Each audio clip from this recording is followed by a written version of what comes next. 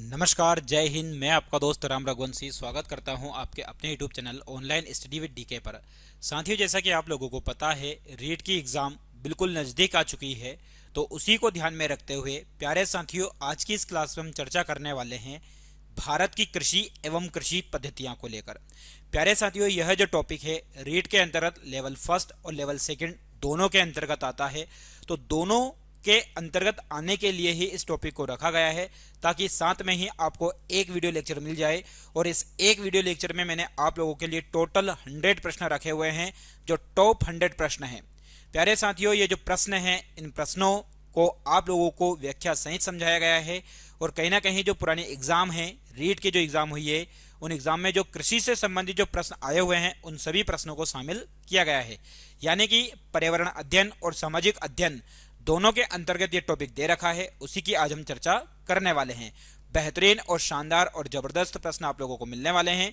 बस शुरू से आखिर तक बने रहिए और पहले क्वेश्चन से लेकर 100 क्वेश्चन तक अपनी कॉपी में इनके आंसर लिखिए और आखिरी में बताइए कि आप लोगों के कितने क्वेश्चन सही हुए हैं, जिससे प्यारे साथियों आप लोगों की प्रैक्टिस का पता चल जाएगा, और जो नहीं आता है वो आप मेरे द्वारा बताए गए आंसर के माध्यम से उनको सही कर लीजिएगा। तो प्यारे साथियों, चलिए क्लास की शुरुआत करते हैं प्रश्नों के साथ, बहुत ही अच्छे और शानदार।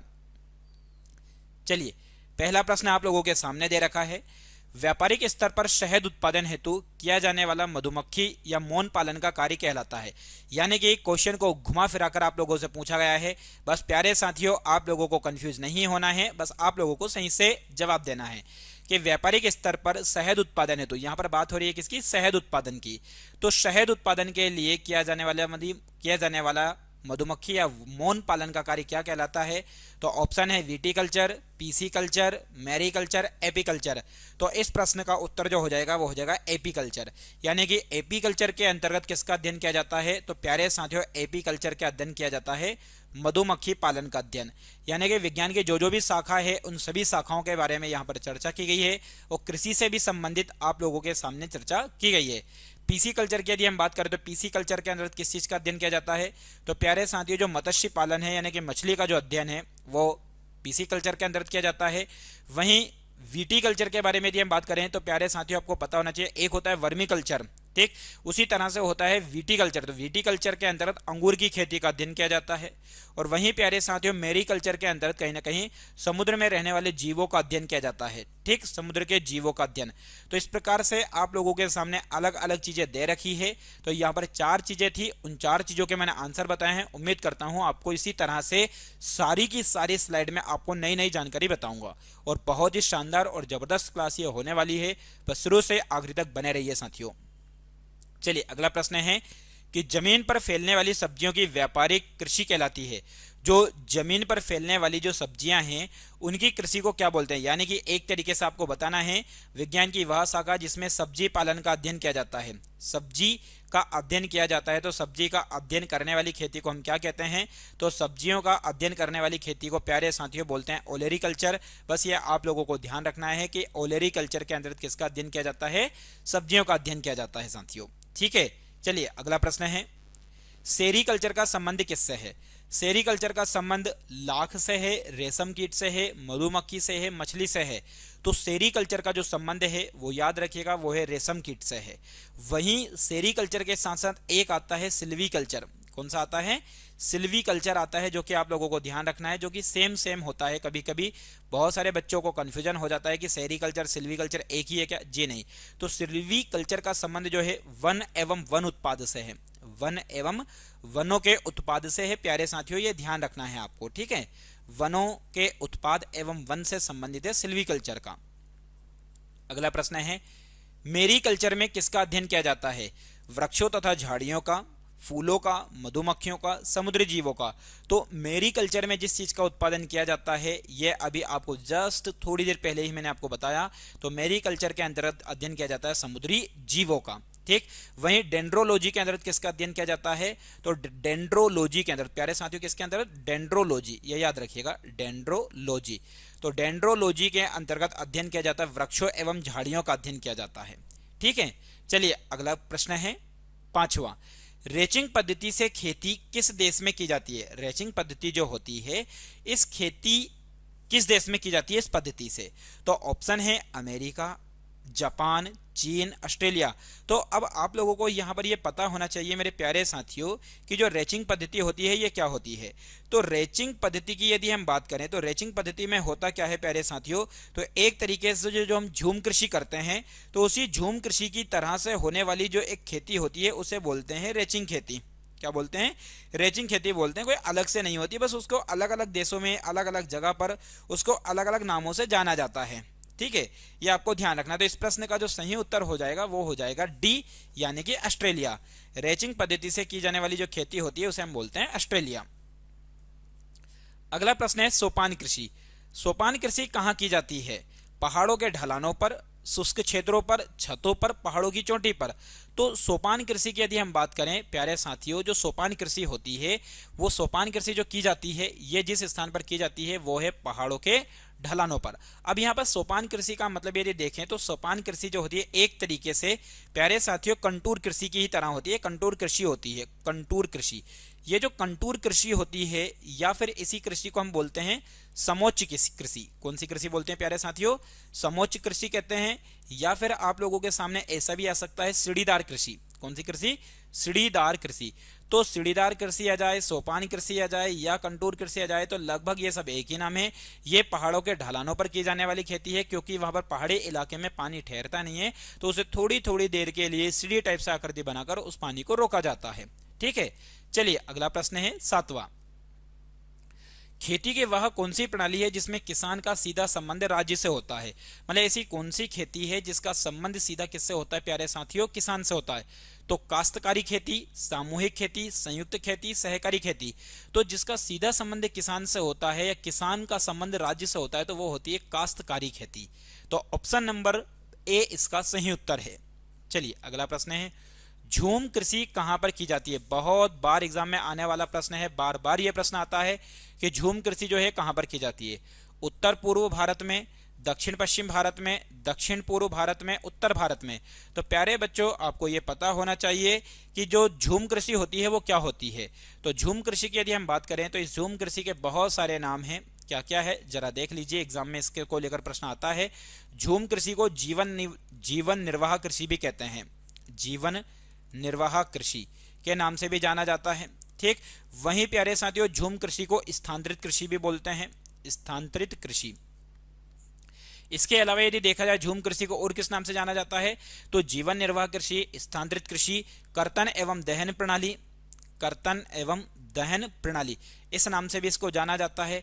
एक और नाम आप लोगों को ध्यान रखना है, कर्तन एवं दहन प्रणाली के अलावा झूम कृषि को जिस नाम से जाना जाता था आदिवासी या आदिकालीन कृषि।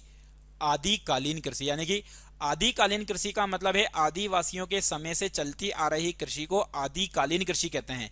तो जीवन निर्वाह कृषि, स्थानांतरित कृषि, कर्तन एवं दहन प्रणाली, आदिकालीन कृषि, ये सब झूम कृषि के ही नाम है। ये ज्यादातर भारत में जिस स्थान पर की जाती है वो है उत्तर पूर्व भारत। वैसे भारत के सभी स्थानों पर की जाती है, सभी स्थानों पर इसको अलग अलग नामों से जाना जाता है, लेकिन जो ज्यादातर की जाती है वो उत्तर पूर्व भारत में। चलिए अगला प्रश्न है बच्चों, किस प्रकार की कृषि में फसलों का अधिकाधिक उत्पादन प्राप्त करने के लिए भूमि की प्रत्येक इकाई पर अधिक मात्रा में पूंजी एवं श्रम का प्रयोग किया जाता है? मतलब खेती का वह कौन सा प्रकार है जिसका कहीं ना कहीं यदि देखा जाए तो फसलों का उत्पादन ज्यादा लेने के लिए ज्यादा श्रम और ज्यादा पूंजी लगाने की आवश्यकता होती है? तो जीविका कृषि, गहन कृषि, विस्तृत कृषि, रोपण कृषि। तो इस प्रश्न का जो सही उत्तर हो जाएगा वो हो जाएगा गहन कृषि। कौन सी कृषि हो जाएगी? गहन।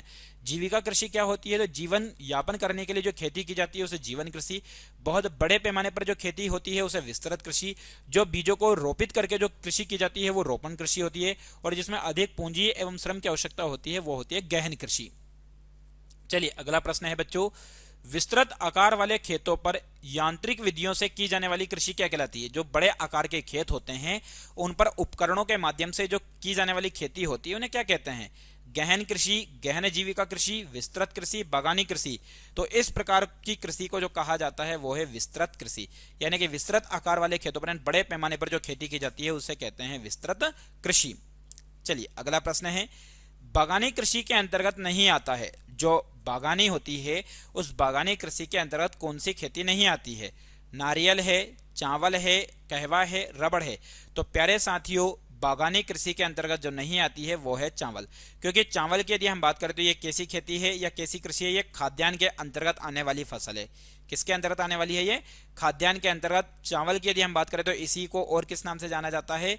तो धान के नाम से भी जाना जाता है, ये आप लोगों को ध्यान रखना है। ठीक, बाकी बागानी कृषि जो होती है, इस बागानी कृषि के लिए जिस प्रकार की मिट्टी की आवश्यकता होती है वो कैसी मिट्टी की आवश्यकता होती है? तो लेटेराइट। ठीक, या हम यूं भी कह सकते हैं कि ये जो चावल, नारियल, कहवा, नारियल, कहवा, रबड़, इनका उत्पादन कौन सी मिट्टी में ज्यादातर होता है? तो लेटेराइट मिट्टी में। अगला प्रश्न है, खाद्यान्न कृषि के अंतर्गत नहीं आता है। जो खाद्यान्न कृषि है इसके अंतर्गत कौन सी खेती नहीं आती है या कौन सी कृषि नहीं आती? तो प्यारे साथियों, ऑप्शन है चावल की कृषि, गेहूं की कृषि, मक्का की कृषि, गन्ना की कृषि। तो खाद्यान्न कृषि के अंतर्गत नहीं आने वाली जो कृषि है वो है गन्ना की कृषि। क्यों? क्योंकि गन्ना की जो कृषि है ये है एक व्यापारिक फसल। कैसी फसल है ये? व्यापारिक फसल है, या व्यापारिक फसल को ही हम और किस नाम से जानते हैं? तो इसको बोलते हैं नगदी फसल। कौन सी फसल बोलते हैं? नगदी फसल, यानी कि इसको बेचकर सीधा पैसा प्राप्त किया जा सकता है, तो ऐसी फसल है गन्ना। चलिए अगला प्रश्न है, बहुत ही शानदार प्रश्न। किस प्रकार की कृषि के अंतर्गत बड़े बड़े फार्मों की स्थापना करके कारखानों की भांति किसी एक ही फसल की कृषि की जाती है? बड़े बड़े फार्मों की स्थापना करके कारखानों की भांति किसी एक ही फसल की कृषि की जाती है। तो गहन कृषि, विस्तृत कृषि, जीविका कृषि, रोपण अथवा बागानी कृषि। प्यारे बच्चों, बड़े खेत के आकार पर जो खेती की जाती है वो तो विस्तृत कृषि है, लेकिन कारखानों की तरह एक ही फसल को उगाने की जो कृषि कहलाती है वो है रोपण अथवा बागानी कृषि। ठीक है, चलिए अगला प्रश्न है, विश्व में किस प्रकार की कृषि का सर्वाधिक प्रचलन है? जो विश्व के देश हैं उन देशों में कौन सी खेती का प्रचलन ज्यादा है? तो ऑप्शन के मुताबिक यदि देखें तो गहन कृषि, विस्तृत कृषि, बागानी कृषि, स्थानबद्ध कृषि। तो विश्व में ज्यादा से ज्यादा जिस खेती का या जिस कृषि का प्रचलन है प्यारे साथियों, वो कृषि याद रखिएगा वो है स्थानबद्ध कृषि। कौन सी कृषि है? स्थानबद्ध।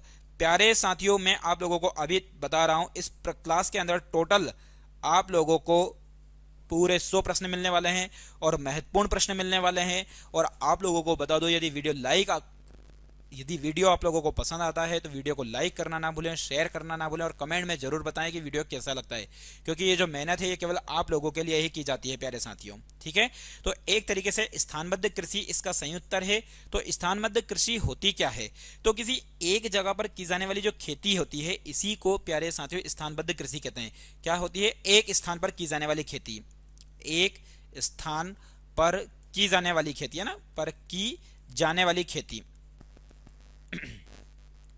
एक स्थान पर की जाने वाली जो खेती होती है उसी खेती को प्यारे साथियों क्या कहा जाता है? तो स्थानबद्ध कृषि कहते हैं। ठीक है, चलिए अगला प्रश्न है 15वां प्रश्न। स्थानांतरित कृषि खालिस्तान के बिल्कुल विपरीत होती है। मतलब जो स्थानांतरित कृषि होती है ये किसके विपरीत होती है? तो जीविका कृषि के, स्थानबद्ध कृषि के, गहन कृषि के, विस्तृत कृषि के। तो स्थानांतरणशील कृषि जिसे हम झूम कृषि कहते हैं ये बिल्कुल विपरीत होती है स्थानबद्ध कृषि के, क्योंकि स्थानबद्ध कृषि में एक स्थान पर ही खेती की जाती है, एक स्थान पर। ठीक, अभी मैंने आप लोगों को बताया है। और कहीं ना कहीं स्थानांतरित कृषि में क्या होता है? जगह को बदल बदल कर यहाँ पर खेती की जाती है, स्थान को बदल बदल कर खेती की जाती है। ठीक, चलिए स्थानांतरण कृषि का अन्य नाम क्या है? यानी कि स्थानांतरण कृषि जो होती है इसके और अन्य नाम क्या है? बुश फैलो कृषि, काटना एवं जलाना, उपयुक्त दोनों, इनमें से कोई नहीं। तो स्थानांतरणशील कृषि का जो अन्य नाम है प्यारे साथियों याद रखिएगा, उपयुक्त दोनों। बुश फैलो कृषि भी कहा जाता है और काटना एवं जलाना खेती भी इसको कहा जाता है, यह आप लोगों को याद रखना है। चलिए 18वां प्रश्न है, किस प्रकार की कृषि में फसलों का अधिकाधिक उत्पादन प्राप्त करने के लिए भूमि की प्रत्येक इकाई पर अधिक मात्रा में पूंजी एवं श्रम का प्रयोग किया जाता है? जीविका कृषि, गहन कृषि, विस्तृत कृषि, रोपण कृषि। बहुत ही शानदार और अच्छा प्रश्न है। इस प्रश्न का उत्तर मैं आप लोगों को बता चुका हूं, इसका उत्तर है गहन कृषि। 18वां प्रश्न है, विस्तृत आकार के खेतों पर यांत्रिक विधियों से की जाने वाली खेती क्या कहलाती है? तो सभी बच्चे कमेंट बॉक्स में इसका उत्तर देंगे, मैं आप लोगों को बता चुका हूं इसका उत्तर। ठीक है, चलिए 19वां प्रश्न है, व्यापारिक स्तर पर की जाने वाली सब्जियों एवं फलों फूलों की कृषि जिसके परिवहन में ट्रकों का अधिक उपयोग होता है कहलाता है। मतलब ऐसी कौन सी विधि है जिसे कहीं ना कहीं सब्जियों एवं फलों के उत्पादन के बाद उनको इधर उधर ले जाने का प्रयोग किया जाता है? Market farming, truck farming, dairy farming, hydroponics. तो इस प्रश्न का उत्तर हो जाएगा ट्रक फार्मिंग। चलिए अगला प्रश्न है, पूर्व सोवियत संघ का स्टेपी यानी कि यूएस जो है, जिसे हम रूस कहते हैं, रूस का स्टेपी, संयुक्त राज्य अमेरिका का मध्यवर्ती एवं पश्चिमी मैदानी भाग, कनाडा का प्रेरी क्षेत्र, अर्जेंटीना का पंपास क्षेत्र और ऑस्ट्रेलिया का डाउन्स क्षेत्र किस प्रकार की कृषि के लिए प्रसिद्ध है? यानी कि ये सारे के सारे क्षेत्र जो है वो किस प्रकार की कृषि के लिए प्रसिद्ध है? गहन जीविका कृषि, गहन कृषि, विस्तृत कृषि, बागानी कृषि। तो प्यारे साथियों, ये सारे के सारे बड़े क्षेत्र हैं जिन पर कहीं ना कहीं कौन सी खेती की जाती है? विस्तृत कृषि की जाती है, ये आपको ध्यान रखना है। 21, निम्न में से कौन ट्रक फार्मिंग का दूसरा नाम है? ट्रक फार्मिंग जो होता है, इस ट्रक फार्मिंग का दूसरा नाम क्या है? तो रेशम उत्पादन कृषि, अंगूर उत्पादन कृषि, फल कृषि, विपणन बागवानी। तो इस प्रश्न का जो उत्तर हो जाएगा वो हो जाएगा विपणन बागवानी। यानी कि बागवानी के अंतर्गत जो फसल होती है, जैसे सब्जियों का उत्पादन हो गया और जो बागवानी की फसलें हैं जैसे चाय, कहवा, इनके उत्पादन जो हो गया, उसके लिए ही ट्रक फार्मिंग शब्द का इस्तेमाल किया जाता है। बस आप लोगों को ध्यान रखना है, इस प्रश्न का जो उत्तर है वो है विपणन बागवानी। चलिए 21 का डी। 22, गहन कृषि से संबंधित नहीं है। गहन कृषि का जो संबंध है वो किससे नहीं है? नीदरलैंड में सब्जी की कृषि, कैलिफोर्निया में फलों की कृषि, कनाडा में गेहूं की कृषि, दक्षिण पूर्वी एशिया में धान की कृषि। तो गहन कृषि का जो संबंध नहीं है वो आप लोगों को ध्यान रखना है। कनाडा में जो गेहूं की कृषि है उसका संबंध किससे नहीं है प्यारे साथियों? गहन कृषि से नहीं है। चलिए 23, निम्नलिखित में से कौन सा तत्व विस्तृत कृषि में समाविष्ट नहीं है? कौन सा ऐसा तत्व है जो एक तरीके से बड़े स्तर पर जो खेती की जाती है उसमें शामिल नहीं है? प्रति हेक्टेयर अधिक उत्पादन, प्रति व्यक्ति अधिक उत्पादन, प्रति फार्म बड़ा भूभाग और प्रति फार्म अधिक आय।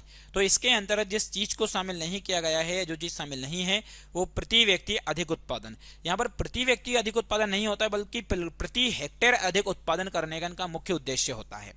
ठीक, चलिए 24, एशिया महाद्वीप के मानसूनी जलवायु क्षेत्रों जहां जनसंख्या का बहुत अधिक घनत्व पाया जाता है में किस प्रकार की कृषि की जाती है? यानी कि जहां पर जनसंख्या घनत्व ज्यादा है वहां पर किस प्रकार की कृषि की जाएगी?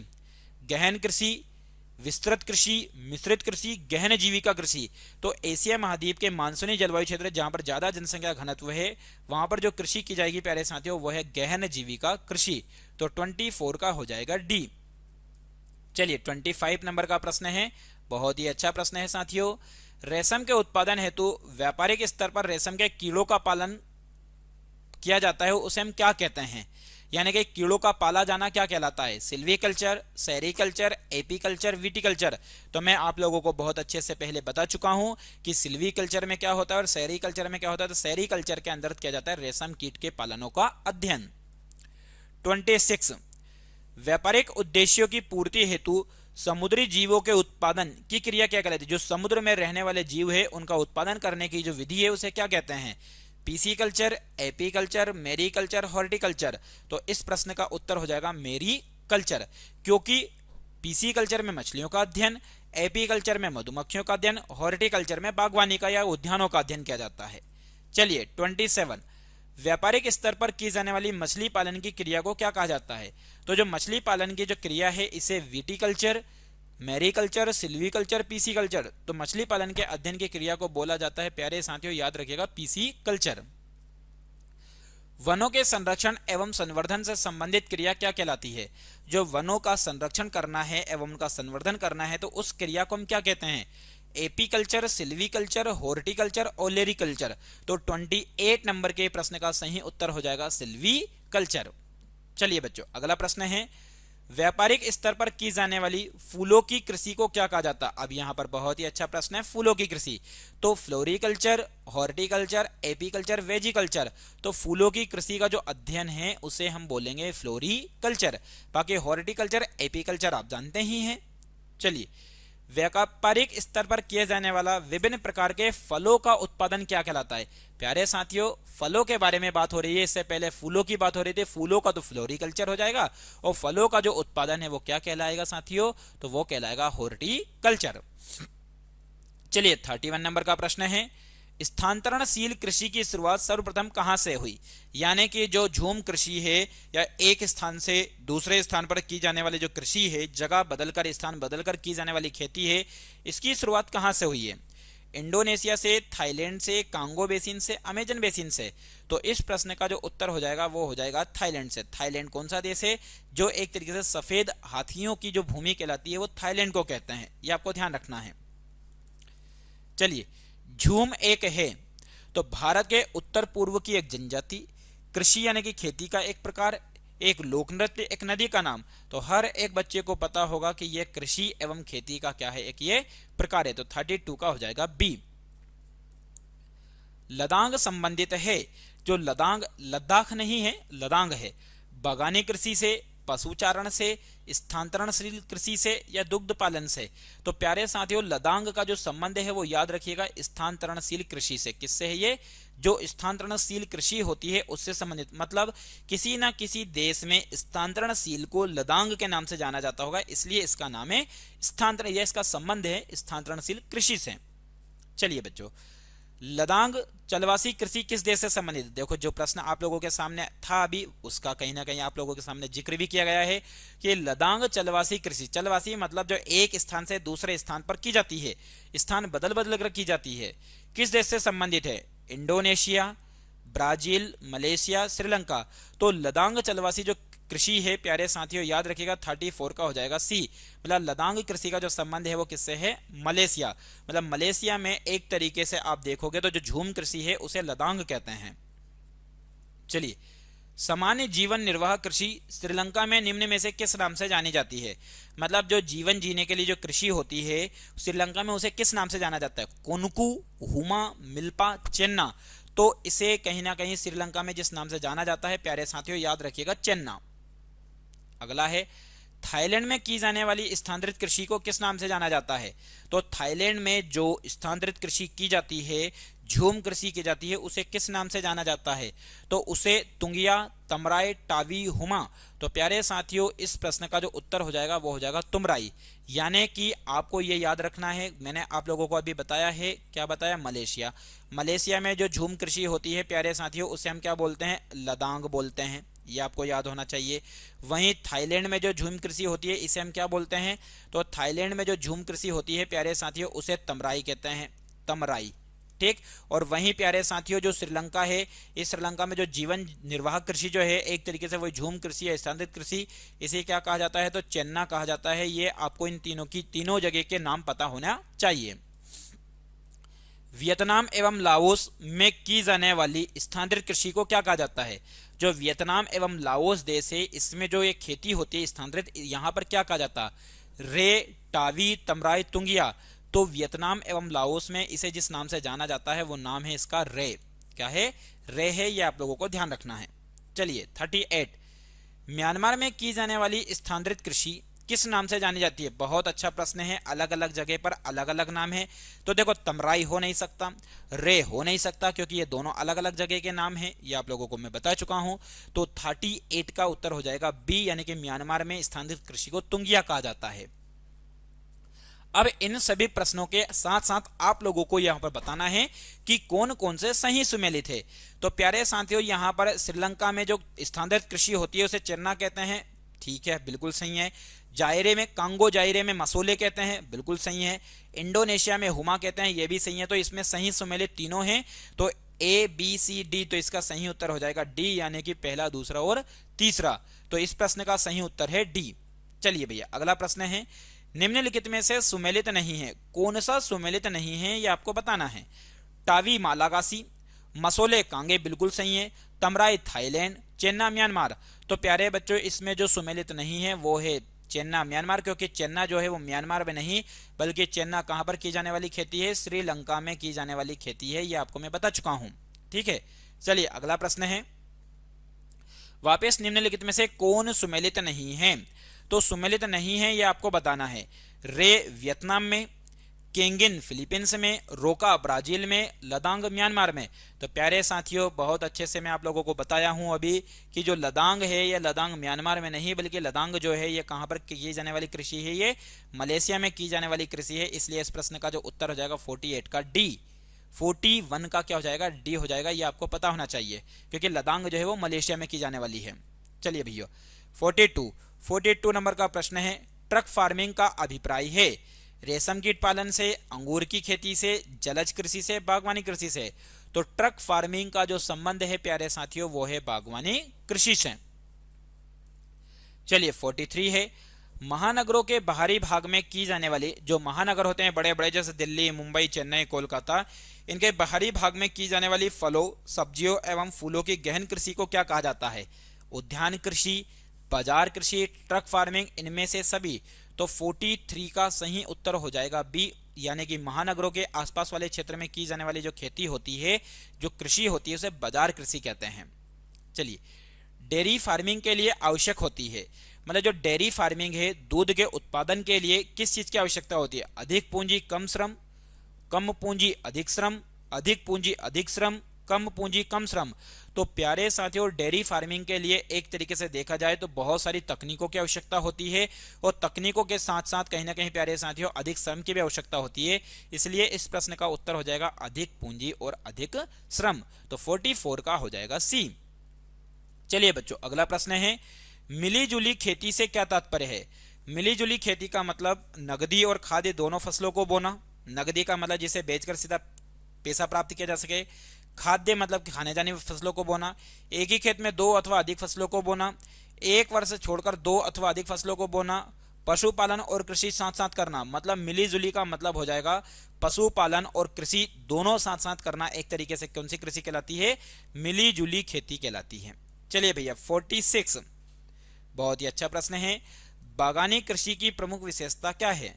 एक फसली उत्पादन, विभिन्न समूह में विविध फसलों का उत्पादन, बड़े फार्मों पर पशुपालन एवं फसल उत्पादन, या फलदार वृक्षों की कृषि। तो बागानी कृषि की जो प्रमुख विशेषता है प्यारे साथियों, याद रखेगा एक फसली उत्पादन।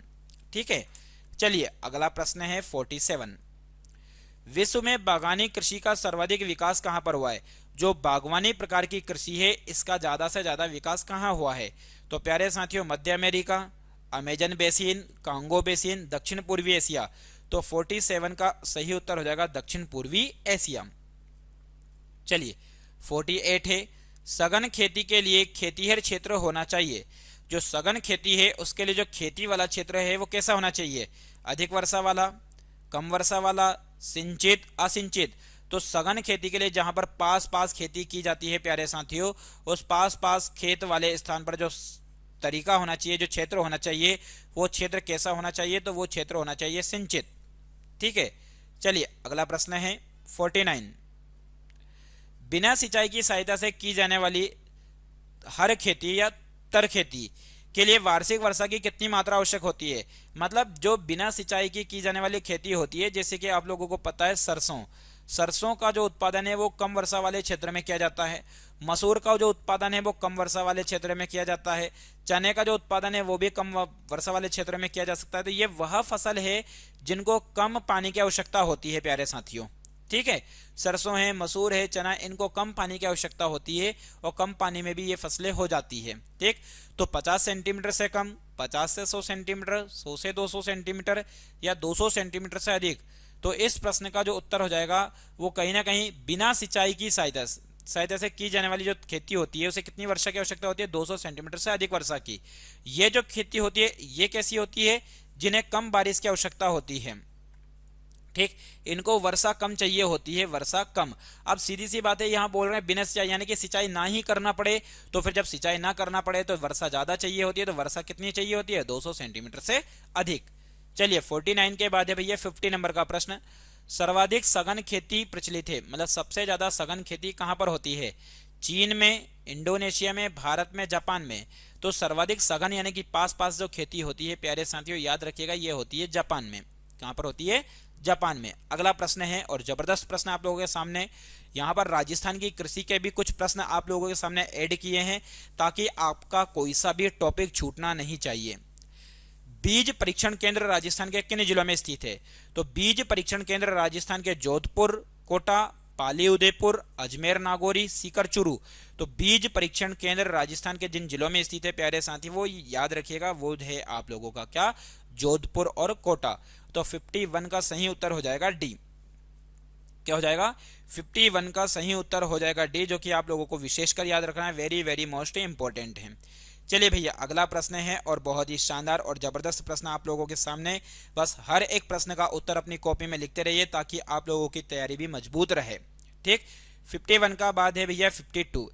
राजस्थान में ऊंट की नस्ल अधिकतम पाई जाती है। जो राजस्थान राज्य है यहाँ पर ऊंट की जो नस्ल है वो ज्यादातर मात्रा में पाई जाती है। कौन सी ऊंट की नस्ल ज्यादातर मात्रा में पाई जाती है? प्यारे साथियों ये आप लोगों को बताना है। गोमट, कच्छी, नाचना, बीकानेरी। तो जो राजस्थान में ज्यादा से ज्यादा मात्रा में पाई जाने वाली ऊंट की प्रजाति है वो है बीकानेरी। ठीक, तो ऊंट आबादी के मामले में राजस्थान जो है देश में पहले स्थान पर है, ये आप लोगों को ध्यान रखना है। और देश का लगभग प्यारे साथियों 70% ऊंट, कितना? देश का 70% ऊंट जो है वो कहां पर पाया जाता है? तो देश का 70% ऊंट जो है वो राजस्थान में पाया जाता है। ठीक, और राजस्थान में ज्यादातर ऊंट कहां पर पाए जाते हैं? तो प्यारे साथियों राजस्थान में जो है ज्यादातर ऊंट जो है वो कहां पर पाए जाते हैं? तो जैसलमेर में पाए जाते हैं, ये आप लोगों को ध्यान रखना है। सबसे ज्यादा ऊंट कहां पर पाए जाते हैं? जैसलमेर में पाए जाते हैं। और जबकि सबसे कम कहां पर पाए जाते हैं? तो कम की यदि अपन बात करें तो कम याद रखिएगा प्रतापगढ़ में। कहां पर? प्रतापगढ़ में पाए जाते हैं। और ज्यादा कहां पर पाए जाते हैं? तो जैसलमेर में। वहीं ऊंट जो है वो राजस्थान का क्या है बच्चों? तो राजस्थान का पालतू राजकीय पशु है। ये पालतू क्या है? ये राजकीय पशु है, ये आप लोगों को ध्यान रखना है। ठीक है, चलिए 52 के बाद है भैया 53। बहुत ही जबरदस्त प्रश्न है। ICAR द्वारा राजस्थान कितने कृषि जलवायु प्रदेश में विभाजित है? ये आप लोगों को बताना है। तो ICAR द्वारा राजस्थान में कृषि जलवायु यदि प्रदेश की यदि हम बात करें तो ऑप्शन नंबर ए 8, 10, 12, 14। तो ICAR का मतलब क्या है? पहली बात तो आपको यह पता होना चाहिए। ICAR तो प्यारे साथियों भारत में कृषि का जो एक सबसे बड़ा संगठन है उसका नाम है ICAR, Indian council agriculture research. ठीक, तो इसके अनुसार जो राजस्थान है उसमें कृषि जलवायु क्षेत्र की संख्या कितनी है? 10 है। तो ऑप्शन नंबर बी इसका सही उत्तर हो जाएगा। ठीक, चलिए अगला प्रश्न है 54। स्वर्ण क्रांति किससे संबंधित है? ये आपको बताना है कि जो स्वर्ण क्रांति है इस स्वर्ण क्रांति का संबंध किससे है? बहुत ही शानदार प्रश्न आप लोगों के सामने है बच्चों। कीमती खनिज, दलहन, जूट और बागवानी और शहद।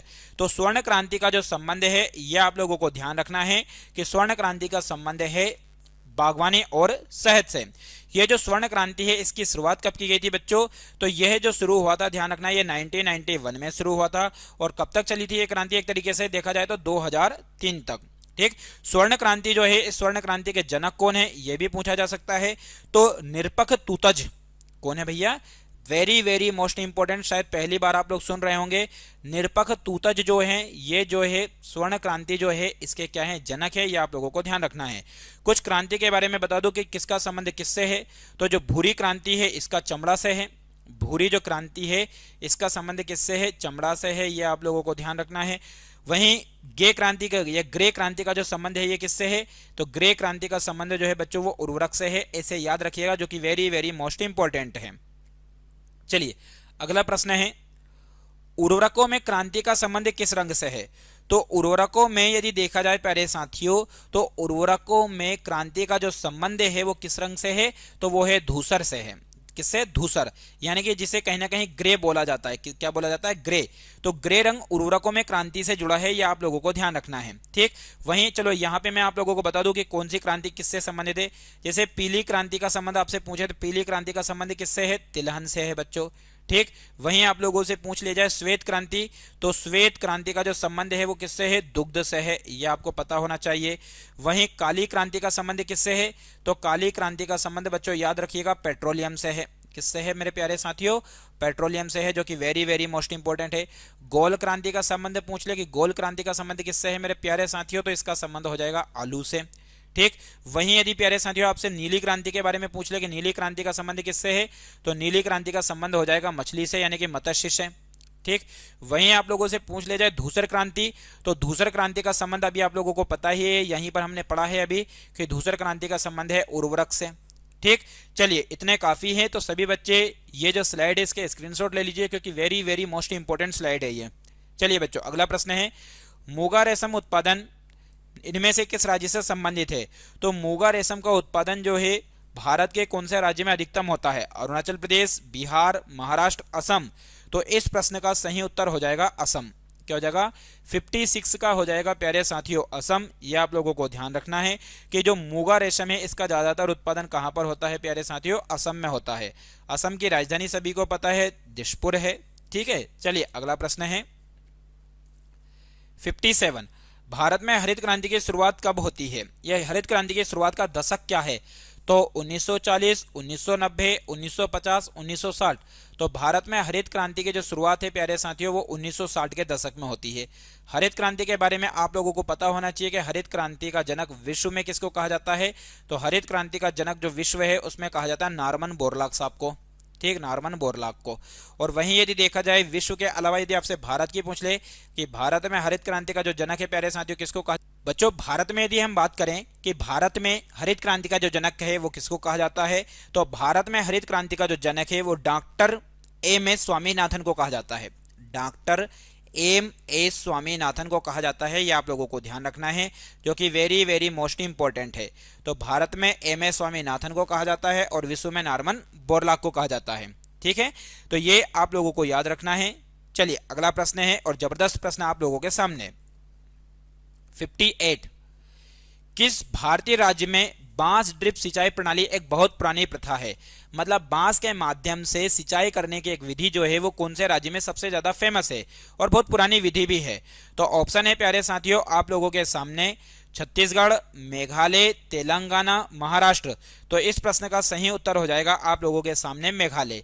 तो मेघालय जो राज्य है वहां पर बांस ड्रिप सिंचाई जो है एक बहुत पुरानी प्रथा है ये। ठीक, लगभग यदि देखा जाए तो यहाँ पर 200 साल पुरानी प्रथा है प्यारे बच्चों। कितने साल पुरानी है? 200 साल पुरानी एक प्रणाली है जिसके माध्यम से सिंचाई की जाती है। ठीक, चलिए मेघालय शब्द का अर्थ क्या है? तो मेघालय शब्द का अर्थ आप सभी बच्चे जानते होंगे बादलों का घर। और बादलों का घर जो होता है वहां पर ज्यादा से ज्यादा बारिश होती है, ये आप लोगों को पता होगा। ठीक है, चलिए अगला प्रश्न है बच्चों 59। बैगनी क्रांति को केंद्रीय विज्ञान एवं प्रौद्योगिकी मंत्रालय द्वारा जम्मू कश्मीर में शुभारंभ किया गया था। यहाँ क्रांति किस फसल से संबंधित है? यानी कि ये जो फसल है इसका संबंध किससे है ये आपको बताना है। ठीक, तो ऑप्शन है मेरीगोल्ड, कश्मीरी गुलाब, लेवेंडर, हिमालयन इंडिगो। तो इसका जो संबंध है प्यारे साथियों इसका संबंध जो है वो है लेवेंडर से। किससे संबंधित है ये? लेवेंडर से संबंधित है, ये आपको पता होना चाहिए 59 का सी। ठीक, अब लेवेंडर के बारे में यदि अपन बात करें प्यारे साथियों तो ये है क्या? तो एक तरीके से देखा जाए तो इसका प्रमुख उत्पाद लेवेंडर का तेल है। ठीक, तेल होता है। यदि देखा जाए तो इसके माध्यम से लेवेंडर से दवाएं, अगरबत्ती, साबुन इन सभी को बनाने के लिए इसका प्रयोग किया जाता है। ठीक है, चलिए अगला प्रश्न है 59 के बाद 60। निम्नलिखित में से भूमि पर उच्च जनसंख्या दबाव के क्षेत्रों में किस प्रकार की खेती की जाती है? जहां पर जनसंख्या ज्यादा है, जनसंख्या का दबाव ज्यादा है, उस क्षेत्र पर कौन सी कृषि की जाती है ये आप लोगों को बताना है। तो प्यारे बच्चों ऑप्शन के मुताबिक यदि देखा जाए तो व्यापक निर्वाह कृषि, व्यावसायिक खेती, आदिम निर्वाह कृषि या गहन निर्वाह कृषि। तो इस प्रश्न का सही उत्तर हो जाएगा गहन निर्वाह कृषि। तो 60 का सही उत्तर हो जाएगा डी, जो कि आप लोगों को आपको पता होना चाहिए। ठीक, गहन निर्वाह कृषि वैसे दक्षिण, दक्षिण पूर्व और पूर्वी एशिया के मानसूनी क्षेत्रों में घने आबादी वाले क्षेत्रों में प्रचलित है ये। ठीक है, चलिए अगला प्रश्न है 61। मृदा रहित कृषि को क्या कहते हैं? यानी कि जहां पर मृदा नहीं होती है ऐसी कृषि को क्या कहा जाता है? तो प्यारे साथियों मृदा रहित कृषि को ऑप्शन नंबर ए जल संवर्धन कहा जाता है, आर्द्रता संवर्धन, अंतराल संवर्धन, रेशम उत्पादन। तो कहीं ना कहीं जहां पर मृदा नहीं होती है उस कृषि को कहा जाता है जल संवर्धन। ये आप लोगों को ध्यान रखना है। ठीक, चलिए 61 के बाद है 62। पेड़ों की कतारों के बीच में फसलें उगाने को क्या कहते हैं? जैसे पेड़, एक पेड़ जैसे यहाँ पर है। ठीक, और उसके बाद यहाँ पर पेड़ है वापस। ठीक, फिर उसके बाद एक पेड़ यहाँ पर है। प्यारे साथियों ऐसे बहुत सारे पेड़ हैं, उन पेड़ों के बीच में कतारों, यानी कि ये पेड़ों की ऐसे कतार बनी हुई है, इनके बीच में यहाँ पर फसलें को बो देना। ठीक, यहाँ पर फसल लगा देना। तो इसे क्या कहा जाता है? सामाजिक वानिकी, झूम कृषि, तोंग्या प्रणाली, कृषि वानिकी। तो इस प्रकार की कृषि को जो बोला जाता है वो है तोंग्या प्रणाली। ठीक है, चलिए अगला प्रश्न है 63। जलवासी कृषि निम्नांकित राज्यों के पहाड़ी क्षेत्रों की प्रमुख समस्या है। बिहार तथा उड़ीसा, असम तथा बिहार, उड़ीसा तथा मध्य प्रदेश, महाराष्ट्र तथा उत्तर प्रदेश। तो चलवासी कृषि का मतलब आप लोगों को पता ही होगा, जो एक तरीके से स्थानांतरित कृषि का उदाहरण मानी जाती है। तो यह कृषि जो है एक तरीके से की जाती है असम तथा बिहार में। तो 63 का हो जाएगा बी। अगला है भारत में स्थानांतरित कृषि को किन नामों से जाना जाता है? कुमारी, झूम, पेंडा, ये सभी। तो प्यारे साथियों, आप लोगों को ध्यान रखना है, जो झूम कृषि है वो उसे कई अन्य नामों से जाना जाता है, जैसे कुमारी भी, झूम भी, पेंडा भी, इसलिए इस प्रश्न का सही उत्तर हो जाएगा ये सभी। 65 समानांतर फसल का एक उदाहरण है। कौन सी फसल एक दूसरे के समान होती है, समान अंतर वाली होती है? गेहूं सरसों, आलू धान, कपास गेहूं, ज्वार आलू। तो प्यारे साथियों, इस प्रश्न का जो सही उत्तर हो जाएगा वो हो जाएगा ए, यानी कि गेहूं और सरसों। ये कैसी है? समान अंतर वाली फसल है। बाकी आलू और धान ये अलग अलग है, ज्वार आलू भी अलग है, कपास गेहूं भी अलग है, बल्कि गेहूं और सरसों क्या है? समानांतर है। कृषि में युग्म पैदावार का आशय को उगाने से है। मतलब कृषि में जो दो फसलों को एक साथ उगाने का आशय क्या है? एक ही साथ दो फसल, विभिन्न मौसमों पर दो फसल, इनमें से कोई नहीं, अन्य फसल के साथ एक फसल। तो 66 का उत्तर हो जाएगा ए, यानी कि एक ही साथ दो फसल। अगला है, भारत के किस क्षेत्र में अत्यधिक असिंचित खेती की जाती है? मतलब जहां पर सिंचाई नहीं होती है वह क्षेत्र कौन सा है और वहां पर खेती होती है? तो केनरा के मैदान, दक्कन के मैदान, कोरोमंडल मैदान, गंगा के मैदान। तो जहां पर सिंचाई कम होती है प्यारे साथियों, याद रखिएगा, वो मैदान हो जाएगा दक्कन का पठार। ठीक, 67 का हो जाएगा बी। भारत में कृषि को दुष्प्रभावित करने वाला मौसम का सबसे महत्वपूर्ण तत्व। मौसम जो है, इस मौसम का जो सबसे महत्वपूर्ण तत्व है वह कौन सा है? तापमान, आर्द्रता, पवन, वृष्टि। तो कृषि को सबसे ज्यादा प्रभावित करने वाला जो क्षेत्र है वो है प्यारे साथियों वृष्टि। वृष्टि का जो मतलब होता है वो होता है वर्षा। यदि वर्षा ज्यादा हो जाती है तो भी नुकसान है, वर्षा कम होती है तो भी नुकसान होता है इसका। अगला प्रश्न है 69, निम्नलिखित राज्यों में से कौन भारत में ठेकेदारी कृषि को लागू करने में अग्रणी है? यानी कि ठेकेदारी कृषि मतलब कि जो जमीन होती है उस जमीन को एक तरीके से लीज पर दे देना। जमीन को किस पर दे देना? लीज पर दे देना की जो कृषि होती है वो होती है ठेकेदारी कृषि। तो ये जो कृषि होती है इसको लागू करने वाला राज्य पंजाब, हरियाणा, तमिलनाडु, उत्तर प्रदेश। तो 69 का सही उत्तर हो जाएगा प्यारे साथियों पंजाब। ठीक, चलिए अगला प्रश्न है 70, एक फसली कृषि की विशेषता, मतलब एक प्रकार की फसल को उगाने की विशेषता क्या है? वो चलवासी कृषि की है, व्यापारिक अन्य कृषि की, जैविक कृषि की, आत्मनिर्भरता मूलक कृषि की। तो एक फसली कृषि की जो विशेषता है प्यारे साथियों वो है व्यापारिक अन्य कृषि की। किसकी है? व्यापारिक अन्य कृषि की, आपको ध्यान रखना है। चलिए 71, भारत में से निम्न में कौन वाणिज्यिक फसल है? वाणिज्यिक फसल का मतलब आप लोगों को पता होना चाहिए। वाणिज्यिक फसल का मतलब होता है व्यापारिक फसल, और व्यापारिक फसल को हम और भी एक और नाम से जानते हैं जिसे हम बोलते हैं नगदी फसल। व्यापारिक फसल को हम क्या बोलते हैं? नगदी फसल। तो यहां पर से कौन सी फसल है? गन्ना, तंबाकू, जूट, उपरोक्त सभी। तो इस प्रश्न का उत्तर हो जाएगा उपरोक्त सभी, क्योंकि इनका हम सीधा बेचकर पैसा प्राप्त कर सकते हैं। चलिए भैया 72, कौन सा भारतीय राज्य दालों का सबसे बड़ा उत्पादक है? मतलब ऐसा कौन सा राज्य है जहां पर दाल का उत्पादन सबसे ज्यादा होता है? महाराष्ट्र में, उत्तर प्रदेश में, मध्य प्रदेश में, राजस्थान में। तो दालों का उत्पादन करने वाला भारत का सबसे बड़ा जो राज्य है वो है मध्य प्रदेश। 72 का हो जाएगा सी। ठीक, मध्य प्रदेश की यदि हम बात करें तो मध्य प्रदेश में सोयाबीन का उत्पादन भी ज्यादा होता है, ये आपको ध्यान रखना है। इसीलिए मध्य प्रदेश को क्या कहा जाता है प्यारे बच्चों? तो मध्य प्रदेश को कहा जाता है सोया स्टेट। क्या कहा जाता है? सोया स्टेट कहा जाता है। चलिए 73 नंबर का प्रश्न है, भारत में चावल उत्पादक राज्यों में प्रथम स्थान किसका है? मतलब चावल के उत्पादन में पहला स्थान किसका है? पंजाब का है, उत्तर प्रदेश का, आंध्र प्रदेश का, पश्चिम बंगाल का। तो चावल का ज्यादा से ज्यादा उत्पादन भारत के जिस राज्य में होता है वो है पश्चिम बंगाल। पश्चिम बंगाल में प्यारे साथियों याद रखिएगा जूट का उत्पादन भी ज्यादा से ज्यादा मात्रा में होता है, ये आपको ध्यान रखना है। ठीक है, चलिए अगला प्रश्न है, भारत का सबसे बड़ा खाद्यान्न उत्पादक राज्य कौन सा है? खाद्यान्न मतलब जो खाने वाली फसलें हैं इनको उत्पादन में महत्वपूर्ण राज्य कौन सा है? उत्तर प्रदेश, पंजाब, मध्य प्रदेश, पश्चिम बंगाल। तो खाद्यान्न उत्पादक जो राज्य है ये आप लोगों को याद रखना है 74 का ए, यानी कि उत्तर प्रदेश। चलिए निम्नलिखित में से कौन सही सुमेलित नहीं है? आपको बताना है कि कौन सा सही सुमेलित नहीं है। रबी की फसल सरसों ककड़ी, खरीफ फसल मक्का, नगदी फसल कपास, जायद फसल खीरा तरबूज। तो भैया खरीफ की फसल ये भी बिल्कुल सही युग में है, नगदी फसल ये भी नहीं, ये भी सही है, जायद की फसल ये भी सही है, लेकिन रबी की फसल में सरसों और ककड़ी नहीं आएगी। सरसों तो है लेकिन ककड़ी नहीं आएगी, इसलिए 75 का सही उत्तर हो जाएगा ए। चलिए अगला प्रश्न है साथियों 76। निम्नलिखित में से कौन सा कथन सही नहीं है? नहीं है हमसे पूछा है। भारत में या भारत विश्व में फलों का दूसरा सबसे बड़ा उत्पादक राज्य है। भारत दुनिया में सबसे बड़ा सब्जियों का उत्पादक देश है। फल, सब्जियों और मसालों के उत्पादन को बागवानी कहा जाता है। उत्तर प्रदेश भारत में गेहूं का सबसे बड़ा उत्पादक है। प्यारे साथियों, इन चारों ऑप्शन के मुताबिक यदि देखा जाए तो इस प्रश्न का जो उत्तर हो जाएगा वो है बी। भारत दुनिया में सब्जियों का सबसे बड़ा उत्पादक देश नहीं है, यह आपको कंफर्म होना चाहिए। चलिए, भारत में कौन सी एजेंसी खाद्यान्न उत्पादन की खरीद, वितरण और भंडारण के लिए जिम्मेदार है? मतलब ऐसी कौन सी एजेंसी है जो कहीं ना कहीं प्यारे बच्चों किस किस के बारे में, खाद्यान्न उत्पादन के बारे में, ठीक, वहीं यदि देखा जाए खाद्यान्न उत्पादन के साथ साथ क्या खरीद के बारे में, या फिर प्यारे साथियों खरीद के साथ साथ क्या वितरण और भंडारण के लिए जिम्मेदार है, वह कौन सी है यह आप लोगों को बताना है।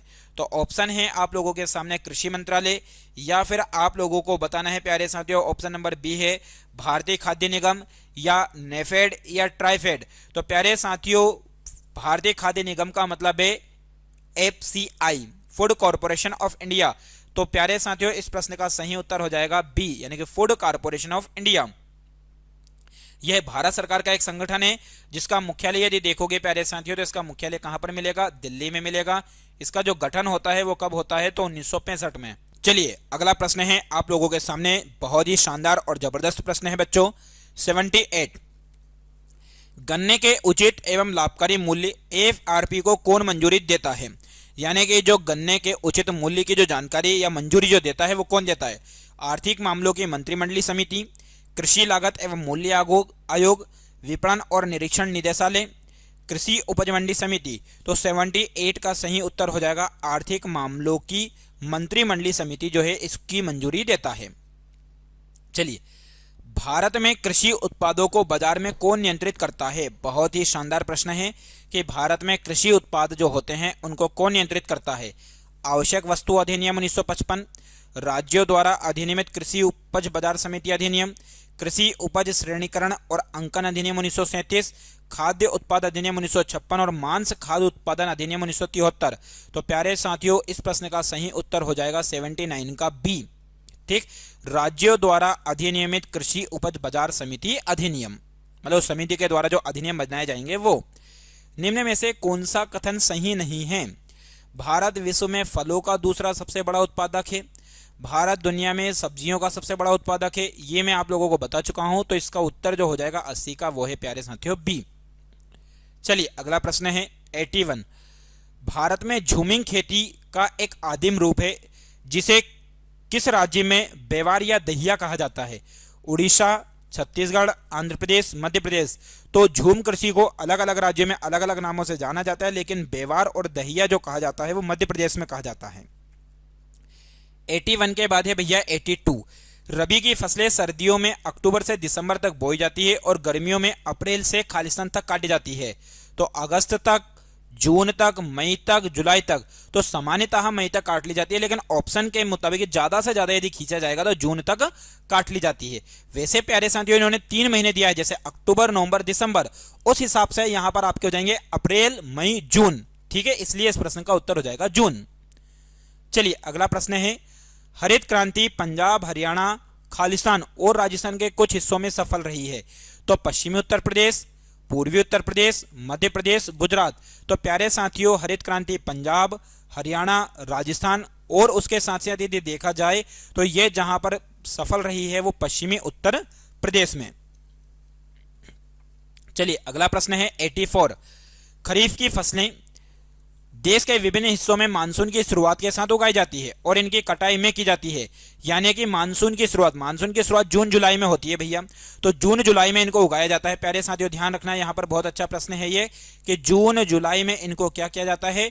तो जून जुलाई में उगाया जाता है। अब जून जुलाई में उगा लिया गया, अब काटा कब जाएगा? तो इनको जुलाई अगस्त में। अब ये जुलाई में बोया जुलाई में काट लेंगे? तो बिल्कुल नहीं। जून अगस्त में? बिल्कुल नहीं। सितंबर अक्टूबर या अक्टूबर नवंबर? तो इस प्रश्न का जो सही उत्तर हो जाएगा प्यारे साथियों वो है सितंबर और अक्टूबर। 84 के बाद है 85। Question number 85। असम और उड़ीसा जैसे राज्यों में साल में धान की 3 फसलें उगाई जाती है। यह है ओस, अमन और बोरो। ये ओस, अमन, बोरो किसकी प्रजाति है? ये धान की प्रजाति है। अब ये कौन कौन से राज्यों में उगाई जाती है? असम और उड़ीसा में तो है ही है, साथ में उत्तर प्रदेश, पश्चिम बंगाल, पंजाब, हरियाणा। तो इस प्रश्न का उत्तर हो जाएगा प्यारे साथियों 85 का बी, पश्चिम बंगाल। चलिए, भारत के बाद दुनिया में चावल का दूसरा सबसे बड़ा उत्पादक देश, मतलब भारत में उसके बाद कौन सा ऐसा दुनिया का देश है जिसमें चावल का सबसे बड़ा उत्पादक होता है? इंडोनेशिया, जापान, मलेशिया, चीन। तो भारत के बाद दुनिया में चावल का उत्पादन जो होता है तो वो याद रखिएगा चीन में होता है बच्चों। ठीक है, चलिए अगला प्रश्न है। चावल एक खरीफ की फसल है, मतलब कि जून जुलाई में बोली जाने वाली फसल है, जिसके लिए उच्च तापमान 25 डिग्री सेल्सियस से अधिक और उच्च आर्द्रता के साथ वार्षिक वर्षा से अधिक की आवश्यकता होती है। 100 सेंटीमीटर, 200 सेंटीमीटर, 150 सेंटीमीटर, 50 सेंटीमीटर। तो इस प्रश्न का जो सही उत्तर हो जाएगा वो हो जाएगा कहीं ना कहीं 100 सेंटीमीटर। तो 87 का ए। पूरे 100 प्रश्न मिलने वाले हैं प्यारे बच्चों, इसमें एक भी ऐसा नहीं कि आपको कम मिलेगा। ठीक, गेहूं को बढ़ते समय मौसम में समान रूप से वितरित वार्षिक वर्षा की आवश्यकता होती है। तो गेहूं जैसे बढ़ते जाते हैं तो उनको किस प्रकार से वर्षा की आवश्यकता होती है? 25 से 50 सेंटीमीटर, 75 से 100 सेंटीमीटर, 50 से 75 सेंटीमीटर, 85 से 130 सेंटीमीटर। तो इस प्रश्न का सही उत्तर हो जाएगा 50 से 75 सेंटीमीटर। चलिए बच्चों, अगला प्रश्न है 89। क्षेत्र और उत्पादन के संबंध में तीसरी सबसे महत्वपूर्ण खाद्य फसल है, मतलब एक तरीके से जिसका उत्पादन भी ज्यादा होता है और तीसरे नंबर पर उसको बोई भी जाती है। तो ऑप्शन के मुताबिक चावल, ज्वार, गेहूं, मक्का। तो पहले दूसरे नंबर पर तो जैसे गेहूं और चावल है, तो और तीसरे नंबर पर जो आ जाएगी वो आ जाएगी ज्वार। तो 89 का बी। 90 नंबर का प्रश्न है, विश्व में दालों का सबसे बड़ा उत्पादक और उपभोक्ता है, यानी कि विश्व में ऐसा कौन सा देश है जहां पर दाल का सबसे ज्यादा उत्पादन होता है और उसका उपभोग भी होता है? ब्राजील, यूएसए, चीन, भारत। तो इस प्रश्न का सही उत्तर हो जाएगा प्यारे साथियों, उत्पादक और उपभोक्ता दोनों आ रहा है, इसलिए डी। चलिए, बाजरा रेतीली मिट्टी और उथली मिट्टी पर अच्छी तरह से उगता है। तो ये बाजरा जो है वो रेतीली मिट्टी और उथली जो मिट्टी होती है उसे हम क्या कहते हैं? काली मिट्टी, लाल मिट्टी, लेटेराइट मिट्टी, जलोढ़ मिट्टी। तो इस मिट्टी का जो उत्तर हो जाएगा वो हो जाएगा काली मिट्टी। काली मिट्टी को और किस नाम से जानते हैं? तो ये आपको पता होगा, लावा मिट्टी भी कहते हैं, इसको रेगोर मृदा भी कहते हैं प्यारे बच्चों। लावा मृदा है ना, इसको रेगोर मृदा भी कहते हैं। इसी काली मिट्टी को कपासी मृदा भी कहते हैं। ये आप लोगों को ध्यान रखना है क्योंकि कपास का उत्पादन भी ज्यादा होता है। चलिए अगला प्रश्न है, दुनिया का सबसे बड़ा गन्ना उत्पादक देश है? Bharat, Brazil, Cuba, USA. तो दुनिया का सबसे बड़ा गन्ना उत्पादक जो देश है वो याद रखिएगा ब्राजील है। कौन सा देश है? ब्राजील है, जो कि वेरी वेरी मोस्ट इंपॉर्टेंट है। 92 का बी। 93, खालिस्तान में जलपाईगुड़ी भारत का एक प्रमुख चाय उत्पादक जिला है, मतलब जलपाईगुड़ी नामक जो क्षेत्र है वो कहां पर है? कर्नाटक, असम, पश्चिम बंगाल, तमिलनाडु। तो प्यारे बच्चों, जैसे कि आप लोगों को पता होगा गुवाहाटी जो है वो कहां पर है? तो गुवाहाटी जो है वो असम में है। तो ऐसे ही जलपाईगुड़ी जो क्षेत्र है वो याद रखिएगा। 93 प्रश्न का उत्तर हो जाएगा सी, यानी कि पश्चिम बंगाल। इसी में एक फेमस क्षेत्र है जो कि है दार्जिलिंग। कौन सा है? दार्जिलिंग जो है ये भी कहां पर है? पश्चिम बंगाल में है। चलिए अगला प्रश्न है बच्चों 94। भारत में अरेबिका किस्म की कॉफी उगाई जाती है। इसे शुरू से खालिस्तान से लाया गया था। कॉफी की इस किस्म की पूरी दुनिया में बहुत मांग है। मतलब कौन से देश से अरेबिका खेती लाई जाती है, मतलब अरेबिका किस्म लाई जाती है? कर्नाटक राज्य जो है, एक तरीके से देखा जाए प्यारे बच्चों तो कर्नाटक राज्य में ज्यादा से ज्यादा मात्रा का किसका उत्पादन होता है? कॉफी का। और कर्नाटक में भी कहां पर जो बाबा बुदन की पहाड़ी है, बाबा बुदन की पहाड़ी। तो बाबा बुदन की पहाड़ी वाले क्षेत्र पर ज्यादा से ज्यादा खेती होती है, ये आप लोगों को ध्यान रखना है। ठीक, तो ईरान, इराक, सीरिया, यमन। तो इस प्रश्न का उत्तर हो जाएगा 94 का डी, यानी कि यमन से लाया गया था। 95, रबर एक महत्वपूर्ण औद्योगिक कच्चा माल है। यह मुख्य रूप से केरल, तमिलनाडु, कर्नाटक, अंडमान और निकोबार द्वीप समूह और खालिस्तान की गारो पहाड़ियों में उगाया जाता है।